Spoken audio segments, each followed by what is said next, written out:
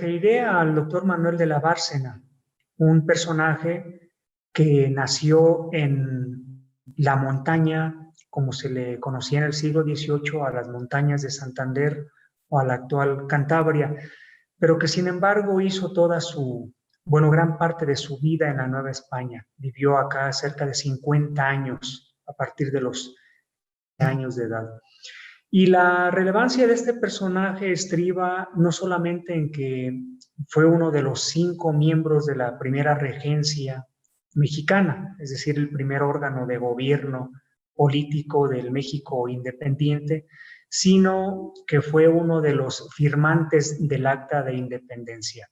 Punto y aparte, conviene decir que los autores contemporáneos a Manuel de la Bárcena, como Lucas Alamán o el mismo Carlos María de Bustamante, lo consideraron el mentor o el consejero principal de Agustín de Iturbide, junto con el obispo de Puebla, Pérez Martínez. Entonces, Manuel de la Bárcena fue un personaje relevante también en el momento de la consumación de la independencia. Él tuvo una trayectoria sumamente importante en el medio eclesiástico, por supuesto, y nos legó varios sermones, varias oraciones y sobre todo el texto más conocido de él es el llamado Manifiesto al Mundo, en el cual expone un poco más ampliamente sus ideas. Sin embargo, donde podemos ver de manera más detenida sus ideas y de manera más su ideología es en un proceso inquisitorial que se le inició en 1905.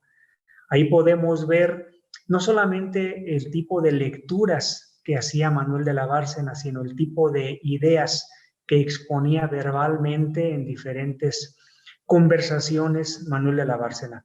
Podemos decir entonces que ese proceso inquisitorial es el que nos hace el retrato más acabado de nuestro personaje, es en el cual podemos percibir más claramente su postura desde 1805, su postura respecto de la crisis de la monarquía española y la posibilidad de una independencia de la Nueva España. Manuel de la Bárcena además estuvo muy cerca de personajes que fueron relacionados directa o indirectamente con el movimiento independentista. Bueno, el más conocido de ellos fue Ignacio López Rayón, con quien tenía amistad desde los tiempos en los cuales Ignacio López Rayón fue discípulo de Manuel de la Bárcena en el Seminario Tridentino de Valladolid, de Michoacán. Con él sostenía una amistad, un trato cercano, y lo sostuvo hasta el final de los tiempos.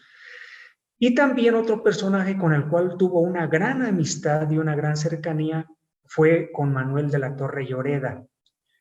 Manuel de la Torre Lloreda, igual que Ignacio López Rayón, fue discípulo de Manuel de la Bárcena. Trabaron amistad. Como sabemos, Manuel de la Torre Lloreda, fue uno de los principales conspiradores de la conspiración de Valladolid en 1809. Tuvo también un trato muy cercano y amistad, y con él fue confamiliar del obispo Fray Antonio de San Miguel, con Manuel Abad y Queipo. De hecho, en el proceso inquisitorial se dice que Manuel de la Bárcena fue coautor o casi el autor de algunas de las representaciones redactadas por Manuel Abad y Queipo, y que, como sabemos, fueron consideradas representaciones o textos en un tono altamente revolucionario, ¿sí? Entonces, ahí es donde podemos ver más claramente la ideología y la posición de nuestro personaje ante la independencia, ante el tema de la independencia de México.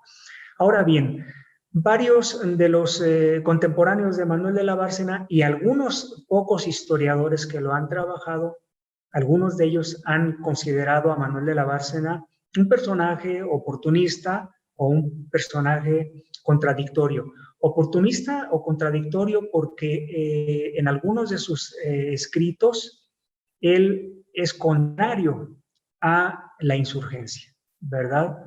E inclusive se manifiesta muy adicto, muy fiel y leal al rey. Pero después lo vemos ya en la consumación de la independencia. No vemos tanto este tipo de etiquetas en Manuel de la Bárcena. Lo que sucede es que Bárcena, igual que varios de sus contemporáneos, son personajes que recogen aspectos ideológicos de diferentes obras, de diferentes autores, y ellos de manera ecléctica, se posicionan de manera personal ante los hechos.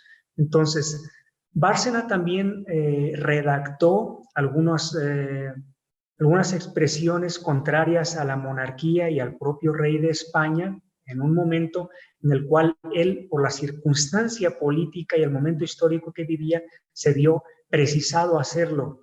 Sin embargo, repito, ya en el momento de la consumación de la independencia, Manuel de la Bárcena se expresa mucho más abiertamente, tal y como él era y pensaba, y esto lo podemos encontrar perfectamente en correspondencia o en consonancia con el proceso inquisitorial de 1805.